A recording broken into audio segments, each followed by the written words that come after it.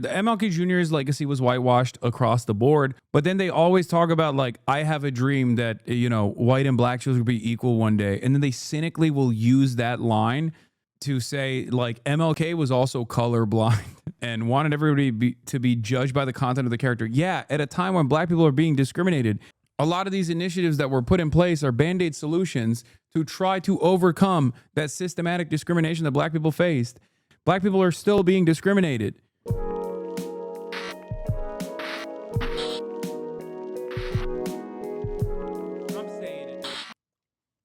Why is this not working?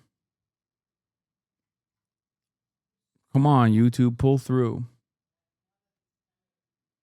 For some background, the SCOTUS case arose when Louisiana deliberately created two districts which were majority black and outwardly said that their intention was as much. Obviously, they sued to prevent the map from being used, even though it had been permitted to be used in 2024. Here's the map. See if you can spot the gerrymandering. Just use the Hasanabi broadcast to confirm that YouTube is down. Yeah, it is unfortunately down, chatters. I saw Kaya Gay was also popping off on Bilibili. The video has like 500 comments. Most of them were saying there's no way Kaya could be abused. She's too fat. That's crazy. That's crazy. I mean, in my heart and in my spirit, I am Chinese. Okay? And you can tell because I too fat shame my dog all the time. The Louisiana map was a good map. It's hard to understand understate how bad this would be if SCOTUS overturns VRA. Not only would millions of black Hispanic voters be disenfranchised, but Republicans would likely control Congress for a generation. I have no idea what happens then. Do they even need to control Congress low key? Like they already are doing everything by executive mandate. It's just like they seemingly don't give a about controlling Congress at all or letting democracy happen in any shape or form. I know this is an anti-democratic provision, but one of the funniest arguments against voting rights, like the Voting Rights Act, has always been, we don't need it anymore because we're no longer racist. And it's like, yeah, first of all, without those, you want to do the same racialized redistricting once again. And it's crazy that they just keep using the existence that is stopping from redistricting in a very clearly racialized manner. The only thing that's like stopping people from doing this is the Voting Rights Act, and they're trying to nuke it in its entirety.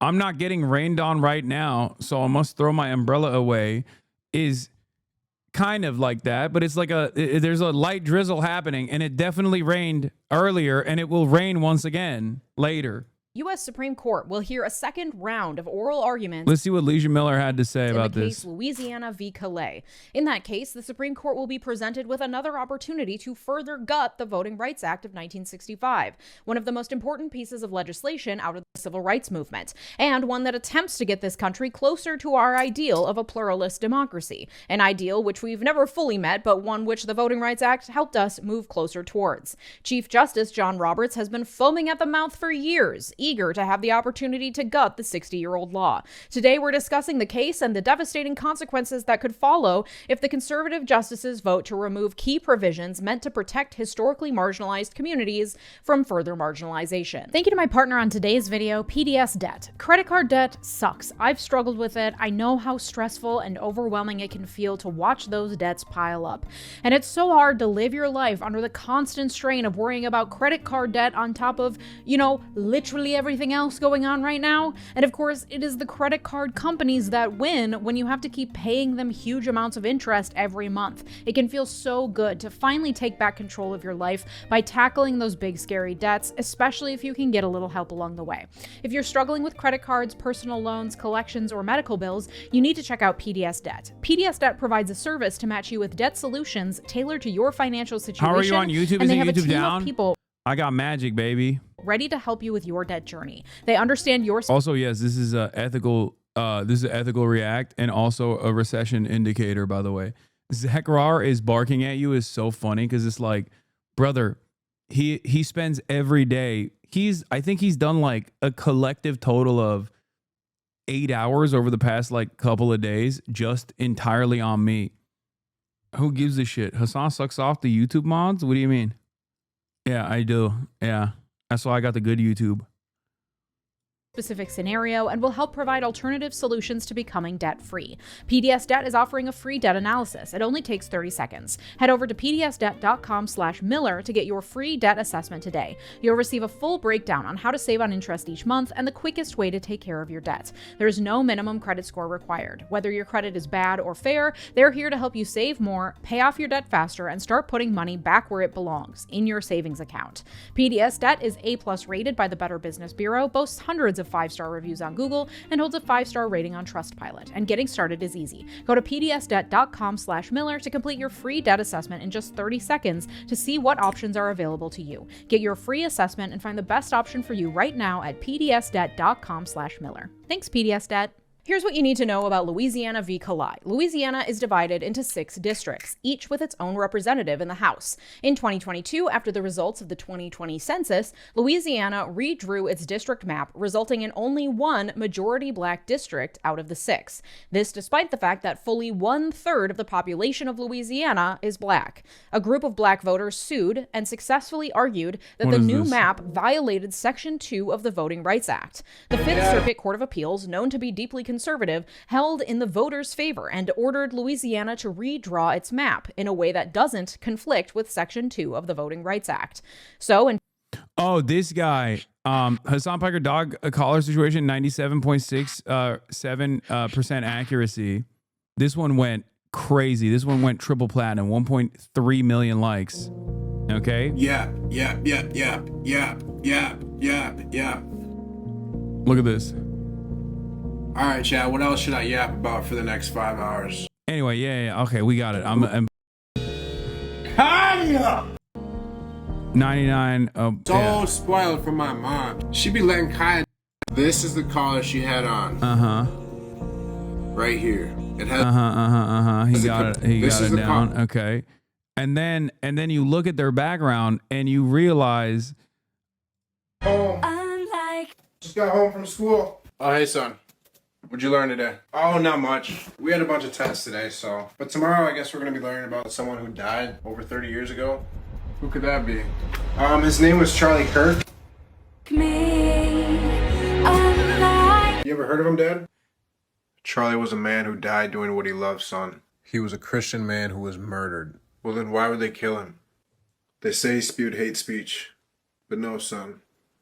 He spewed speech they hated. Do you think I'm strange? Damn. He sounded like a good man. So then what happened? We took a stand and decided that that moment was a turning point. Unlike you, My wife joins us, Erica Kirk, the beautiful, legendary Erica. I love you so much. I love you. You're my best friend. Welcome to the Charlie Kirk Show.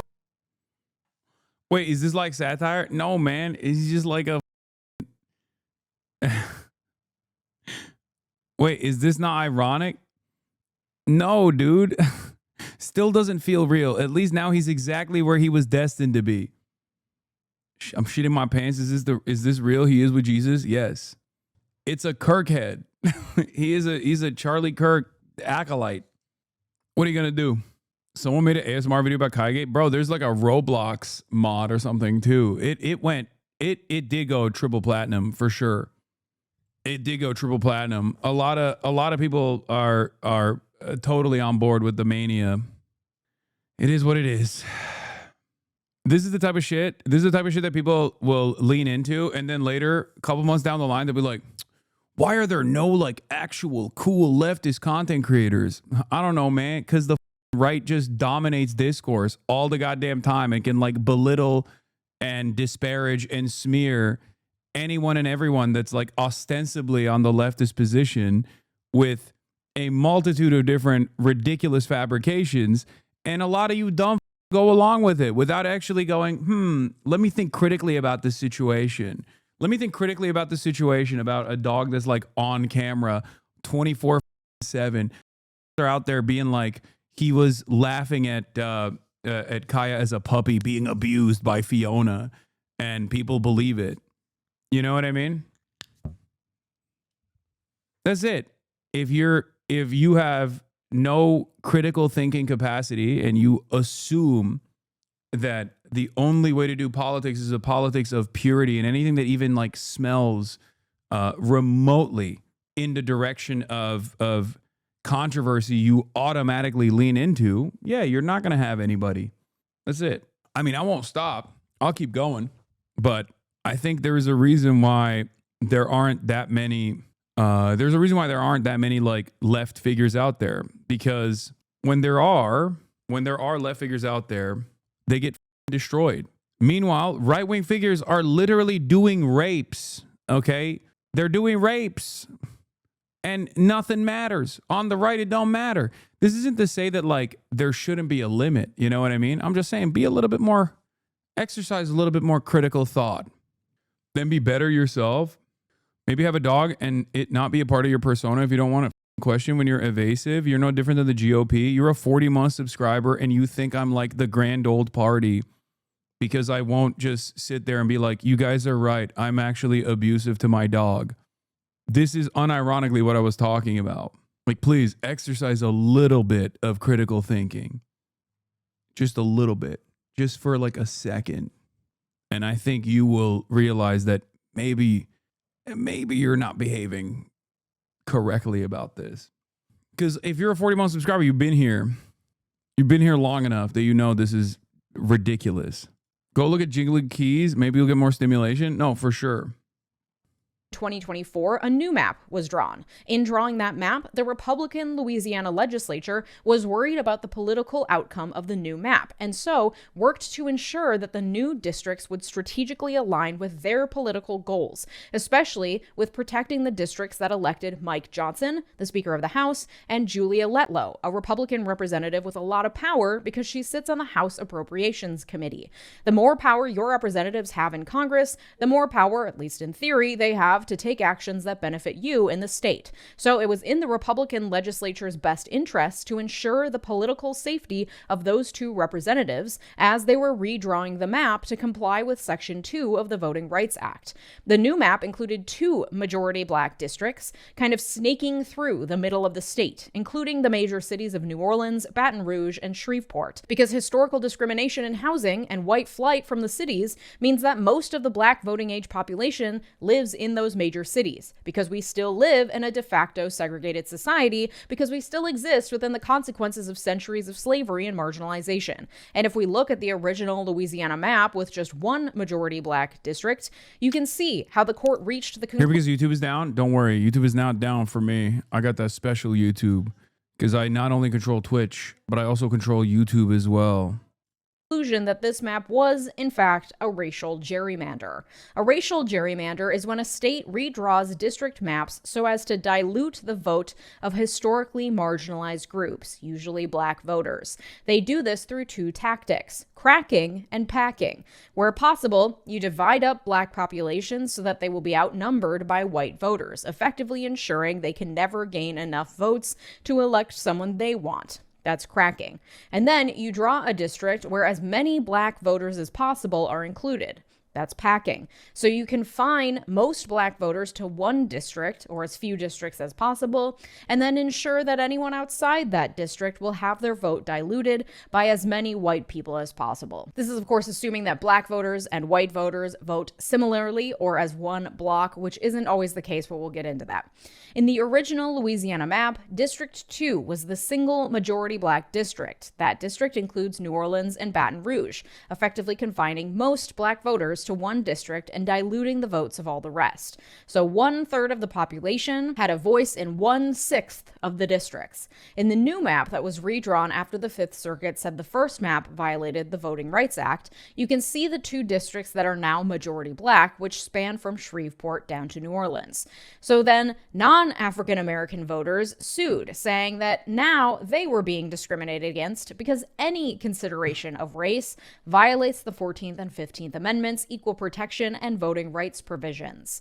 Last year, the case came before the Supreme Court and they heard oral arguments. Then, on the last day of their term last year, instead of making a ruling, the Supreme Court announced that they would be rehearing the oral arguments this term and asked the parties to submit briefing on that constitutional question. As a refresher, the relevant part of the 14th Amendment says no state shall deny to any person within its jurisdiction the equal protection of the laws. And the 15th Amendment says the right of citizens of the United States to vote shall not be denied or abridged by the United States or by any state on account of race, color, or previous condition of servitude. These amendments were passed in the immediate aftermath of the Civil War to explicitly address anti-Black racism that had prevented Black people from obtaining equal protection of the laws and from having a voice in their representative government. It was definitively not race blind. It was meant to right the wrongs of the horrific, centuries-long practice of human bondage in this country. This is one of the most annoying aspects of the constant DEI arguments and the constant DEI back and forth, where people just be like, oh, excuse me, these practices are not race blind. Yeah, it's because, you know what was a practice that wasn't race blind? Segregation. You know, the practice that wasn't race blind? Slavery. These are things that are supposed to heal those racial wounds, heal those racialized wrongs. And you can't do that by just taking a race blind approach. It's so stupid. I hate that argument. It's the centrist, it's the most annoying fake centrist, but actually secretly right-wing argument you can have. And it's always the same one that they apply, where they're like, oh, well, really? We're trying to give Black people a leg up much? Well, racism much? That's the real racism. That's the only racism that's like still practiced. And I think like I have to really reconsider my stance on this stuff, because sometimes I forget that there are people who have just been unironically duped into believing that. On its face, maybe it actually works, right? On its face, what is this? Dang, y'all flame me. My bad. No harm, no foul. I'm not a hater, just a truly unsubscribed fan. What do you mean? Nobody's flaming you, man. We know YouTube is down. Not for me, though. Anyway, I do think that there are people out there who are like, if you could have a conversation with them, if they approach you with like charitability, they would understand why the current practices that exist, like affirmative action and whatnot, before they abolished it, or the things that people consider to be DEI, like why those things exist, right? You cannot address a racialized form of violence or discrimination without actually trying to course correct by offering a leg up to the same race that was deliberately kept down. And there are so many additional problems beyond. There are so many additional problems right now for Black Americans beyond just like being able to go to college with like potentially lower standards is in the way that people try to claim that that's what affirmative action is. It's very frustrating. I found a lot of people are pretty receptive to learning about just how horrific slavery was. Most people in this country, even in the woke areas, don't actually learn about what slavery really was. Yeah, I think that's what it is. No shade, I want to hear you out. Why turn the Kai thing political? I know this is your space, but it feels inconsistent to claim the situation as a form of marginalization, then mute thousands of chats. Do you think it's marginalization when we're getting hate brigaded with people? There are some who had reasonable concerns about the one clip that they saw without thinking like, perhaps I'm overreacting to it. Because the clip looks bad for sure, but like I have confidence in Hasan that he's not like a dog abuser or something. But then outside of that, you know, for the last 7 days, it's just been people coming in here and calling me a Mohammedan dog abuser. Yeah, I think it's okay. In order for me to, you know, continue talking about how voting rights are on the chopping block, for example, instead of just pausing the stream and constantly relitigating this shit over and over again, you know, we got to fucking mute some people. This is not discrimination. It's just in order to attempt to give the people suffering from the long-lasting negative impacts of having endured horrific, inhumane treatment for centuries some semblance of equality. That is the spirit of those amendments. And the Voting Rights Act was meant to further solidify those rights enshrined in those amendments, because even after the 15th Amendment was passed, many states, especially states like Louisiana in the South, were continuing to infringe on Black people's right to vote through things like horribly unfair literacy tests and poll taxes. None of these laws were meant to be race blind and were instead explicitly meant to fix centuries of abuse and inequality. But of course, white people weren't ready to go quietly into the night and accept that maybe they would have to cede some of their power. So the backlash against the amendments and against the Voting Rights Act of 1965 was swift. And today, the common conservative argument against the Voting Rights Act and protections against racial gerrymandering is that being race neutral and colorblind is the only correct, non-discriminatory stance. Yeah, it's annoying. It's so goddamn annoying that like the whitewashing, the notion that like the MLK Jr.'s legacy was whitewashed across the board, but then they always talk about like, I have a dream that, you know, white and black children will be equal one day. And then they cynically will use that line to say like MLK was also colorblind. Like, and wanted everybody to be judged by the content of the character. Yeah, at a time when black people are being discriminated, black people are still being discriminated. A lot of these initiatives that were put in place are Band-Aid solutions to try to overcome that systematic discrimination that black people faced. This is not me just being woke, by the way. I know that a lot of people, well, maybe not people in this community, but like a lot of people hear me say that and go, this guy's fake. Look at him just saying the right things, you know? But I just have a firm belief, a firm commitment to the notion that every single person, if given the opportunity, is destined for greatness. And we do not unlock that potential for so many people. We don't unlock that potential for those in the global South, and we certainly don't unlock that potential for marginalized communities in the United States of America. A lot of that violence and discrimination is racialized in this country because white supremacy is a fundamental principle in the United States of America. But outside of that, there is also a very distinct class warfare that takes place as well. Rage Achieve, thank you. Yeah, this guy literally came in and said, I'm a right winger. YouTube is down big mad. MAGA Rage Watcher here because I can't watch your YouTube stuff right now. Please do some rage bait, please. Rage Achieve, thank you. Like, this man is mad that I said, regardless of someone's background, regardless, like whether they're white or black, it doesn't fucking matter. They have tremendous potential, and it's up to us. It's up to governments to basically unlock that potential so that there is like a true equality of opportunity, not an equality of outcome necessarily, but real equality of opportunity, which has never been achieved in this country. And he went, no, how dare you? I am raging. Respect. At least you know what's up. At least you know what grinds your gears, you know? It's so stupid. Hey, I do understand. So does the act guarantee that some districts are black to make sure that black people are represented, or is anti this or what? Cause I do not understand Euro chatter here. Black people have a higher likelihood of voting for the Democratic Party because the Democratic Party, at least historically, has in the last couple of decades, has defended black people's rights. And the process of redistricting basically sections off the black population, like cordons off the black population to as limited a number of areas, districts as possible. So if there's like a big black neighborhood, let's say there's like here, hold on. Let's open up Paint and I'll explain it to you that way. Okay. Here, look, let's say this is a state. Okay. And let's say in this state, there are going to be areas where there's like a lot of black people living in it, right? Let's say that black people live in the inner city area for the most part, okay? And they make up this much of the population of the state. And they are like heavily, densely populated in this area, the inner city area, okay?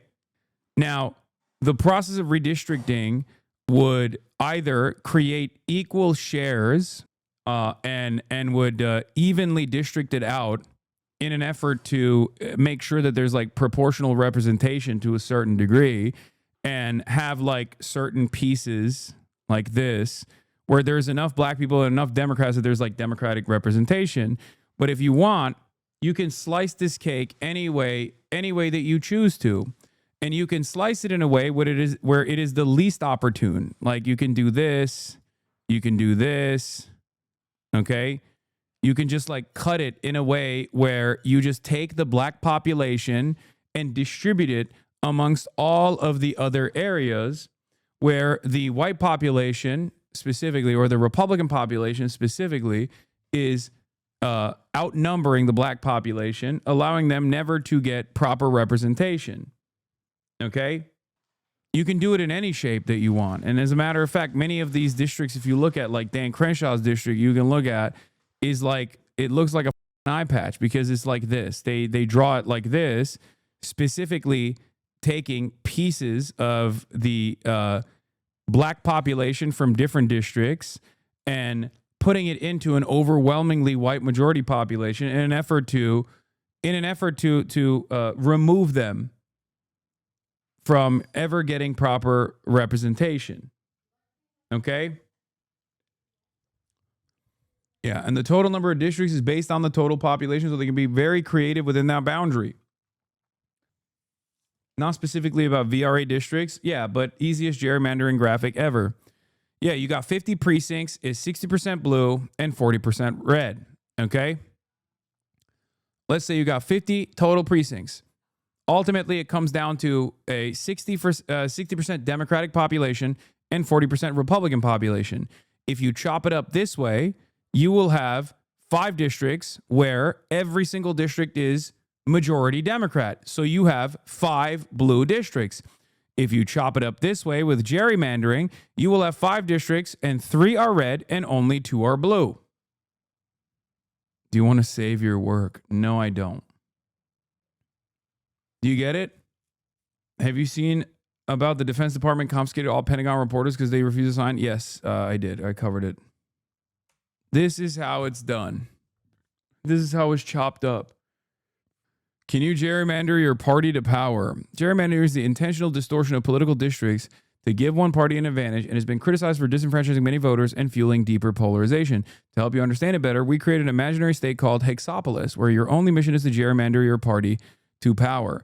Every 10 years, Hexopolis redraws its congressional district lines, just like the United States does. But Hexopolis is a simpler place. Lawmakers in either purple party or yellow party control redistricting. To increase their advantage in upcoming elections, they have been known to gerrymander egregiously, even if it means leaving some voters disenfranchised. Hexopolis has 9 districts. Even though a majority of the voters favor purple party, that does not mean that the yellow party can't shift the state's partisan tilt. First, here's how to draw a district. Each hexagon represents a person. Group 15 adjacent ones to make a congressional district. Boom. I just made a congressional district. Districts must have equal populations. Dividing 45 into 3 groups of 15 would give each district the same number of residents. Some, by law, must protect underrepresented voters. Some hexagons represent a voter who belongs to a minority group. No, oh my God, we're gaming. Oh my God, I just realized we're gaming. Oh my God. We are literally gaming on the broadcast. What is happening?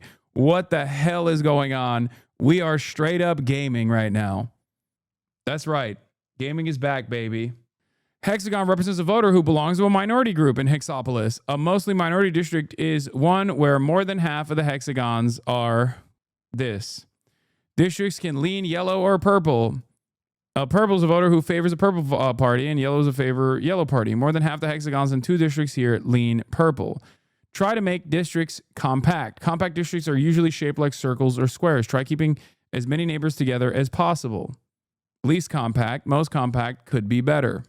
You are a yellow party legislator. Use all the hexagons to make 9 districts.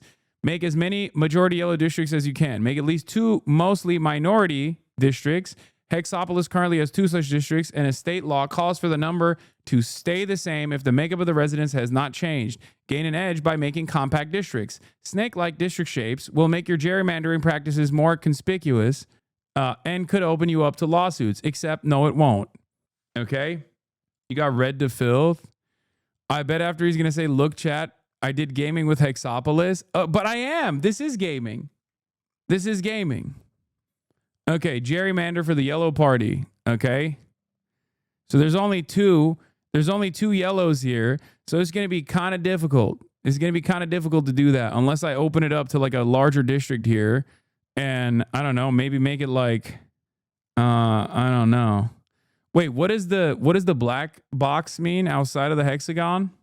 Your audacity knows no bounds. What do you mean? Yellow party.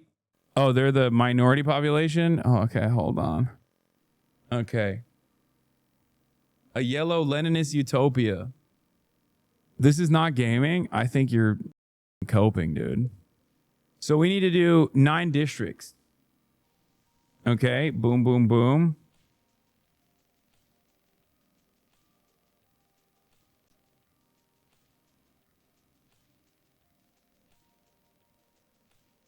Okay, there we go. Bro, this is a vibe right now. Bro, this is I don't know how to do this. Like, I don't know how to do this shit, dude. Wait. Okay, I made one. How do I make another one? You need to have 15 per district, dumbass. Oh, true. Okay.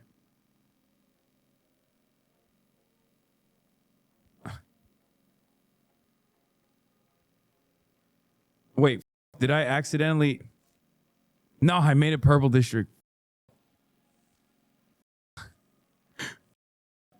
Okay, there you go. That's it. There it is.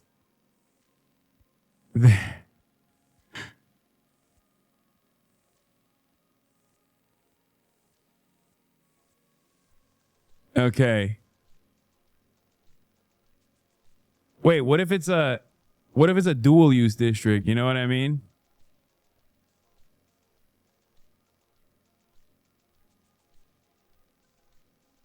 Okay, this is good. Okay, 2 more. Oh yeah, we're just gonna give it up for one like fat here. You stranded some hexagons. This will cause problems later when you can't incorporate them. I'll fix my map. You got to make one big purple. That's what I was trying to do, but I failed. Oh, shit.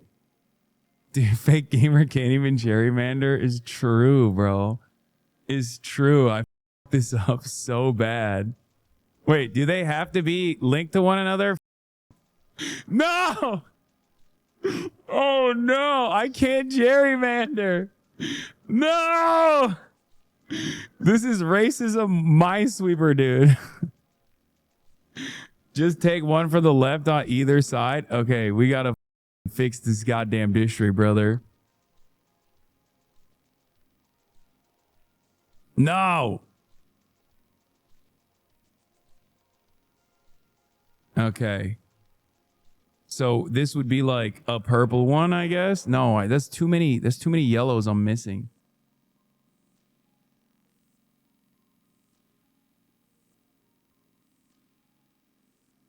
Wait. Crap. How do we cook the books, chat? What do we do? Can't we just make this an entire district in and of itself? Bro, this is a vibe right now. Still taking an L.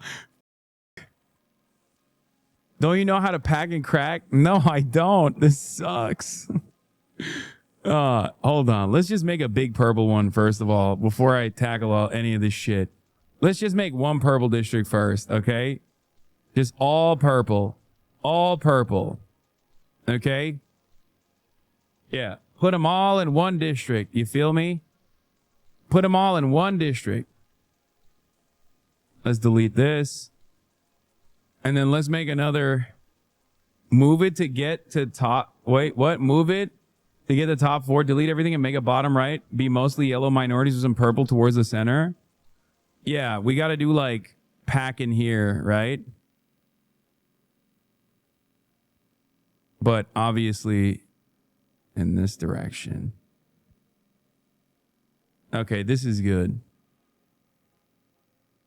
This is good. We got to do it like this, right? Like we're doing it now. We're doing the damn thing. We're doing the damn thing.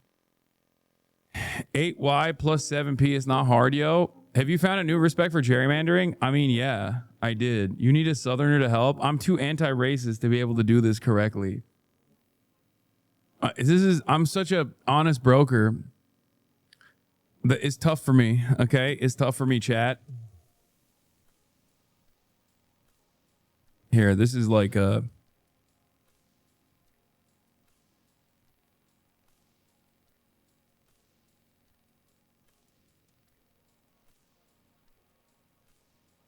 Put your big red thinking cap on. Okay, this is okay. We make another majority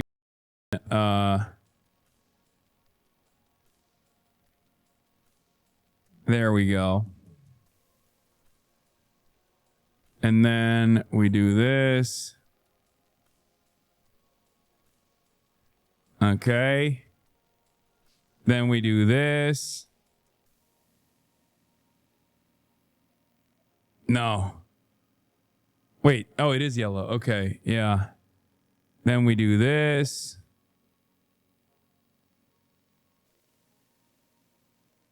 And then we do this. The last remaining district. Nice map, but you still need two mostly minority districts. Oh shit. A mostly minority district is one where more than half of the hexagons have a minority population. Well, guess what? Here's what I can do. Make it so that you don't need mostly minority districts. Okay? Why play by the rules when you can break the rules and rewrite them? Technically, this is well gerrymandered. Yes. Yeah, where's the Supreme Court button? Where is the Supreme Court button in this? I don't understand. I'm gonna do a quick phone call to Clarence Thomas to fix this up.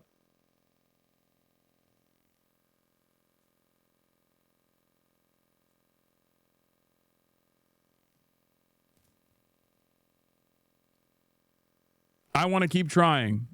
So we have one mostly minority district. It's this one, but we don't have two mostly minority districts. And I'm seeing that a lot of minorities live in this area. And maybe we can carve it out. Chip away at the big purple on the right. Yeah, I mean, this kind of sucks, though, because it's like...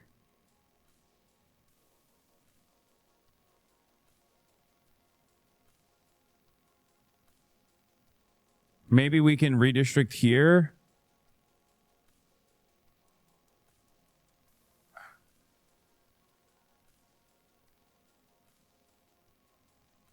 Oh, hold on. Click or drag 9. Oh, wait, hold on. Wait, no, that's important. That's also important.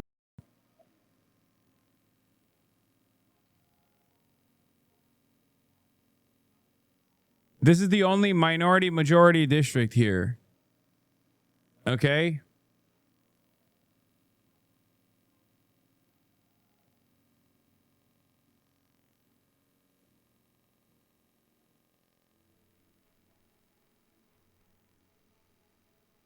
But now, because of the minority redistricting, now we have 3 purple districts as opposed to good for your party, not so good for democracy. We had 6 yellow districts, 5 compact districts. Redo the bottom right, so one is mostly purple and one is mostly yellow. So in the original map that I had, if it wasn't for the pesky minority majority rule, I would have been able to put together an even more rigged map. But unfortunately, I couldn't. Because of those minorities. How does your map stack up? Your map had more majority yellow districts than 40% of all maps made by yellow party lawmakers. The highest possible is 7 majority yellow districts. I got 6 majority yellow districts. Among other maps that had the same number of majority yellow districts as yours, 34% of them had a higher number of compact districts. Not quite a high score. I could do better. I could get way more racist. Okay. Successful Yellow Party gerrymanders. Here are 12 maps that maximize political advantage for the Yellow Party made by other Yellow Party lawmakers like you. 7 out of 7 yellow districts, 8 out of 9 compact districts. Jesus Christ, dude. Getting cooked already. Hasan doing macros for the ounces for his chicken. Hasan trying to make yellow and purple 50-50. Okay, first of all, I still cooked. We still won. We literally still won. We won the election. Don't even come after me. We won it, and we're going to keep winning. Anyway, let's get back to the video, though. In effect, by taking race... I love the vote molestation that took place here, okay? I hate democracy. I hate representative democracy. I love molesting the votes, okay? We can't stop winning.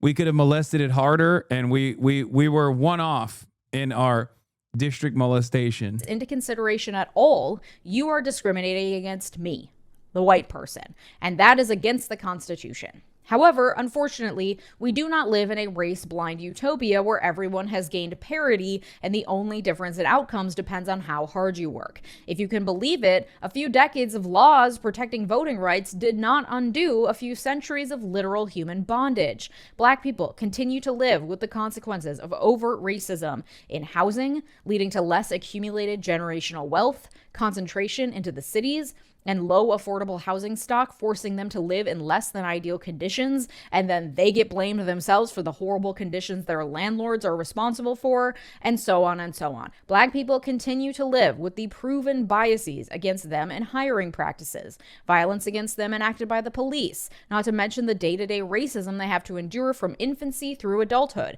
whether it's the unconscionably high rates of infant and maternal mortality in Black populations compared to the rest of the population, or just the racist epithets thrown at people as they're trying to navigate the world. Not to mention intergenerational transmission of trauma, but Lord knows that's too many syllables for your average racist to understand. The point is, we have not arrived at a place where we can say race is no longer a factor and everyone is equal, therefore any consideration of race at all is racist against the other races. You don't get to rig the game for 200 years and then claim, well, now we've stopped discriminating, so everything is fine, and now if we keep talking about how we rigged the game for 200 years, that's actually discrimination against me. But that's exactly how the MAGA movement thinks.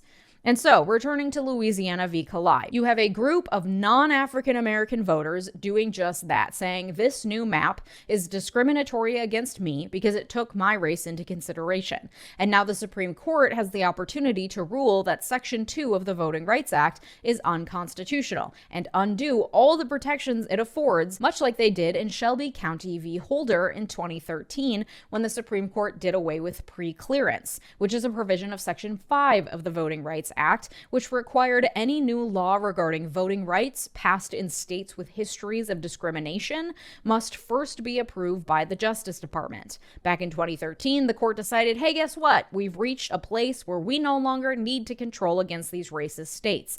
They've done their time. We've all moved on. And now our society is just and equal. Isn't that grand? Yeah, no, totally. That's how it works, man. Pack it up. Racism is over. Duh. Let me be racist now, please. And they did away with preclearance. And instantaneously, within hours and days and months, those historically racist states, well, what do you know? They passed new racist anti-voting laws. What? How could that have happened? Oh my God, that's so crazy. I thought we had already abolished racism. This is so strange to me. I'm confused. I'm a confused voter. Laws. Weird. It's almost like a few decades of the Voting Rights Act and undo a few centuries of literal human bondage. Wild. Like, we literally chained human beings to auction blocks and sold them to the highest bidder for centuries. We shoved them into boats and stacked them on top of each other like cattle. And then we made a thriving economy worth billions of dollars on the back of their free labor. Labor we never paid for. Labor that created wealth that white people still benefit from today. And then we fought a war and said, hey, you're free now, but no, you can't live there. You can't live there. No, you can't have a voice in your representation. No, you can't go to that school. No, you can't get a mortgage. No, you can't drive through that town after dark. No, you can't expect to live through the birth of your child. No, you can't get that job. But in MAGA world, we need to move on from that. Like, literally, why do you keep talking about it? Why do you hate your country so much? We passed an act about it. It's been 60 years. We moved on. Can't you just focus on the future? And the non-African American litigants in Louisiana v. Calais are boiling it down to an oversimplified argument. Race was taken into consideration when drawing this map with 2 majority black districts. That violates my equal protection under the 14th Amendment as a white person, and my right to not have my vote abridged on account of my race as a white person under the 15th Amendment.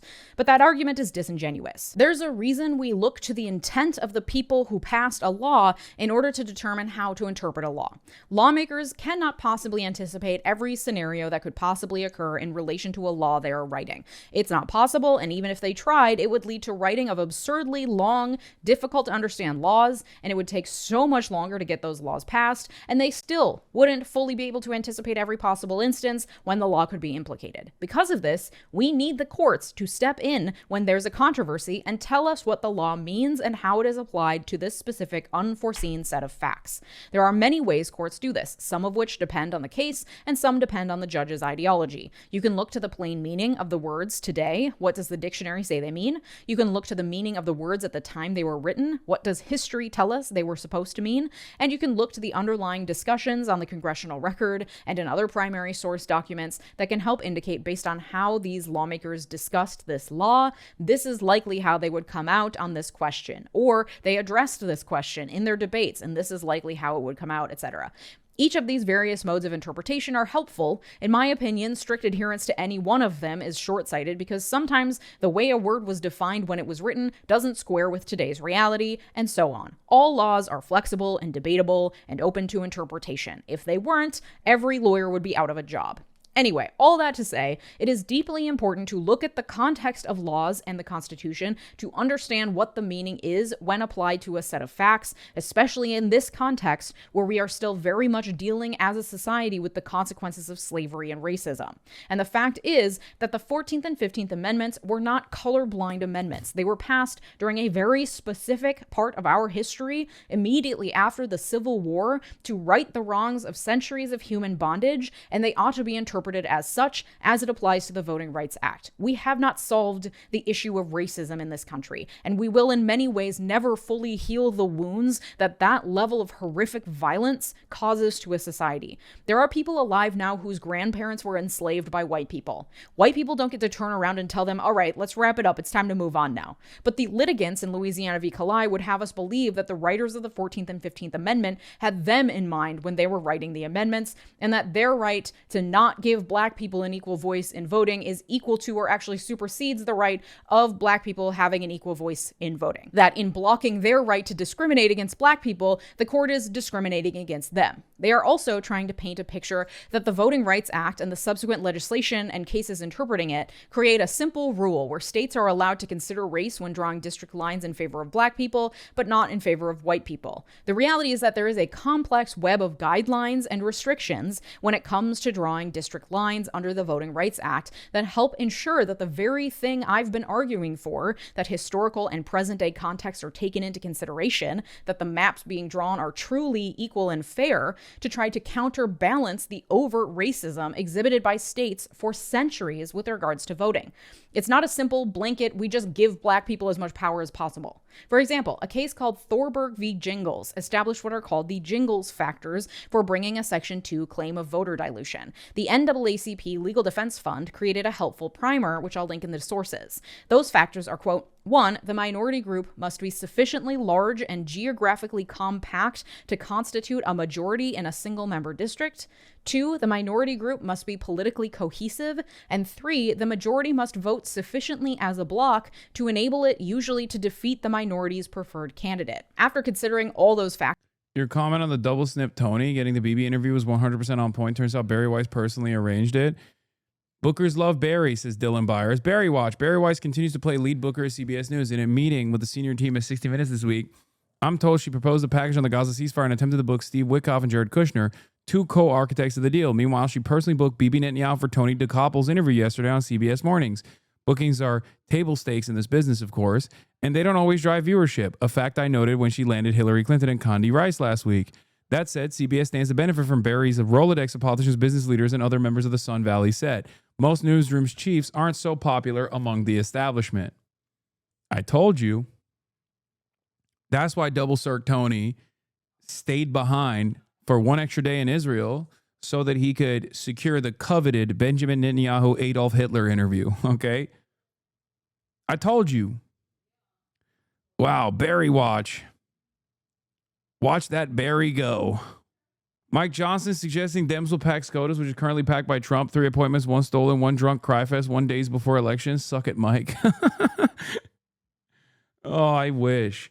Every day I go to sleep dreaming of a tomorrow where the Democrats behave a fraction as radical as the Republicans present them. Every day I beg. Every day I beg. I close my eyes and I dream of a better tomorrow where the Democrats are the radical socialist, Marxist, Leninist vanguardists that Republicans present them as every day. Okay?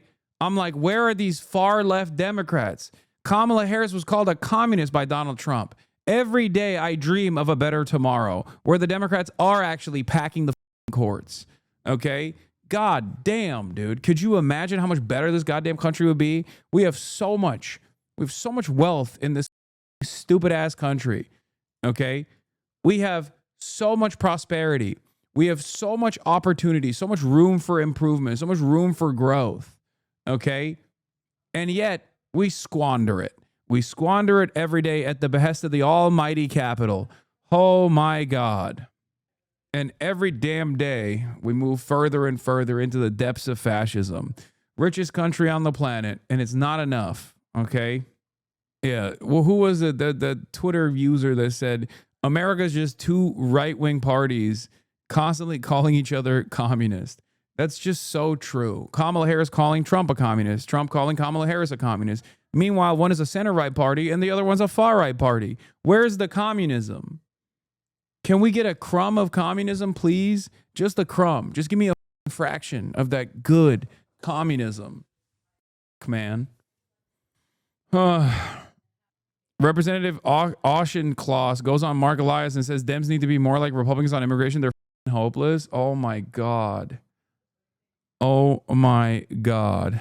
The court must then determine whether the plaintiffs bringing the claim have sufficiently proven, based on a totality of the circumstances, that minority voters, quote, have less opportunity than other members of the electorate to participate in the political process and to elect representatives of their choice. Additionally, courts tend to also require plaintiffs to show that, 1, the challenged practice imposes a discriminatory burden on members of a protected class, meaning that members of the protected class have less opportunity than other members of the electorate to participate in the political process and to elect representatives of their choice.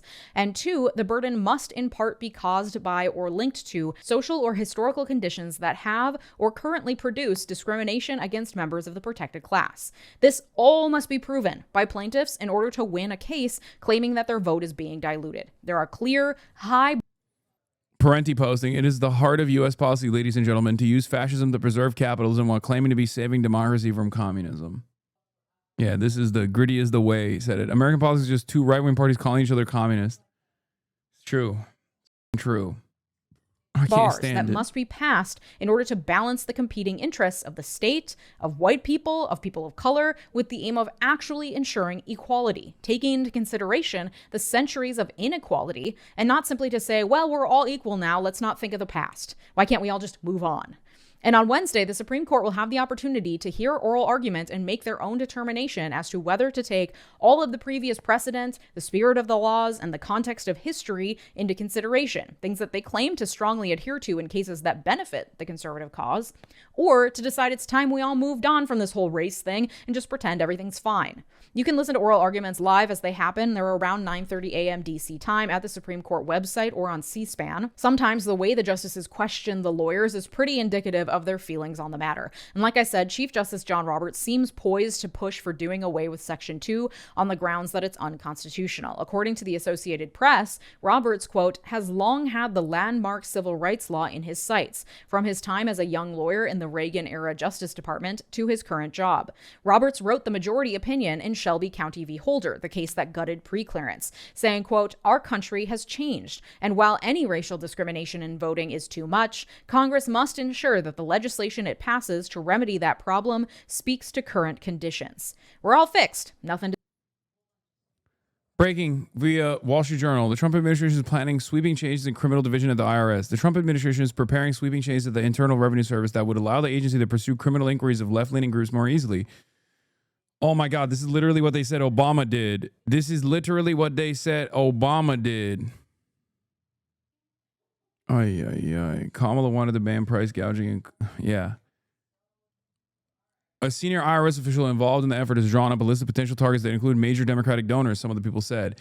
The undertaking aims to install allies of President Trump at the IRS Criminal Investigative Division, or IRS-CI, to exert firmer control over the unit and weaken the involvement of IRS lawyers and criminal investigations, officials said. The proposed changes could open the door to politically motivated probes and are being driven by Gary Shapley, an advisor to the Treasury Secretary Scott Bessent. They fired the commissioner of the Large Business and Internation IRS business unit like 4 months ago for doing this law. What does this mean? I don't understand. Trump wants to use the IRS to go after big Democrat Party donors and try to find like inconsistencies in their tax filings and basically bully them with paperwork. Or in some instances, I guess in some instances they could probably find like loopholes that in other circumstances the IRS would like look the other way on or just not really prosecute. He could just like use that as an opportunity to go after people, because like a lot of I think super wealthy people in this country don't actually do the proper paperwork for a multitude of different reasons. One, because they're like engaging in the light version of tax evasion that is like often not prosecuted, or they are like they're doing shit that other people do all the time.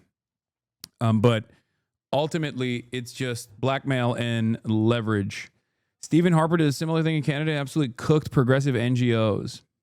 Good thing the IRS is defunded. True, but I'm sure they'll find they'll shake the couch cushions a little bit to find some money to do this in particular. This can be good. Finally, Dems will be forced not to be funded by billionaires. Dog, what are you talking about? Like, listen, I don't think that's what the outcome of this is going to be. I think the outcome of this is going to be every wealthy person that is already pro-Republican is going to be more pro-Republican, and they're not going to stop corruption. They're just going to move further and further into the right, firmly into the bosom of the right, while simultaneously it'll be like random people that are constantly getting audited, you know? Random people who are seen as like Antifa leadership will be consistently getting audited over and over again. Any Dem donor that big has the money to make everything legit on their taxes, if they do any tax evasion, which rich people talk about as a puzzle of sorts, means that they just have to dot their I's and cross their T's. Exactly. Yeah, I think this is more so to find anything in the paperwork to just like to apply extra scrutiny to, and then maybe seize their assets, you know? I mean, it doesn't have to be legitimate. Look at what they did to Lisa Cook. That's the other thing. That's true. They could just like fabricate shit. They don't necessarily need anything real. This will probably hurt I suspect this will probably hurt like NGOs harder than like big ticket donors to the Democrats, because those guys probably already have their processes pretty. Like, it'll be annoying for them. It'll be a nuisance for them to have like their team have to undergo audits and shit constantly. To see here. But that being said, just in 2023, in a case called Allen v. Milligan, the Supreme Court, in a 5-4 decision, held that a similar map in Alabama did violate Section 2 of the Voting Rights Act, with Roberts writing that Alabama was attempting to remake our Section 2 jurisprudence anew. In that case, Roberts and Kavanaugh surprised us all when they joined the liberal justices in finding against Alabama's map in that case. That could happen again. However, the fact that this case is being reheard this term indicates the court might be ready to shake things up because they don't tend to do that very often. And in the Alabama case, they were looking at whether the map violated the Voting Rights Act, not whether the Voting Rights Act violates the Constitution. It could be that this re-argument more properly tees up the Voting Rights Act for a thorough constitutional question, giving the conservative justices a good whack at undermining the whole thing. After Wednesday's oral arguments, the justices likely won't issue a ruling for a while, though Louisiana has elections in April and so have asked the court to make a decision as soon as December or January in anticipation of that election. They could hold very narrowly that in this instance, this particular map from Louisiana isn't a good map, but the state can go and try to create a different one that more complies with Section 2 and the Constitution. Or they could make a broader ruling saying, actually, this isn't about this specific map. This is about how the entire Section 2 of the Voting Rights Act is actually in violation of the 14th and 15th Amendments and strike down the whole thing. A piece by Richard Hasan, professor of law at UCLA for Slate, lays out what would happen if the Supreme Court decides against the Voting Rights Act in this case. Quote, if the Supreme Court moves forward with this interpretation, it would be a sea change to voting rights law. It would be an earthquake in politics and make our legislative bodies whiter and our protection for minority voters greatly diminished. Even if the court less drastically says that Section 2 cannot be used to require the second congressional district in this case, such a superficially more minimal ruling would mean the quick unraveling of most Section 2 districts. Because if the facts in Louisiana don't justify drawing a second district, most other Section 2 claims would fail too. Quote, any decision to strike down what's left of the Voting Rights Act could kick off the start of a new civil rights movement and more serious talk of Supreme Court reform in the midst of crucially important midterm elections. Justices fundamentally hostile to the rights of voters place the court increasingly at odds with democracy itself. That is what's on the line this Wednesday during oral arguments. I'll be back with a new episode on Wednesday, and I'll let you know in that episode if there's any tea leaves to read in how the justices acted during arguments. Given the track record of this current court, I am not holding my breath for it to be good news.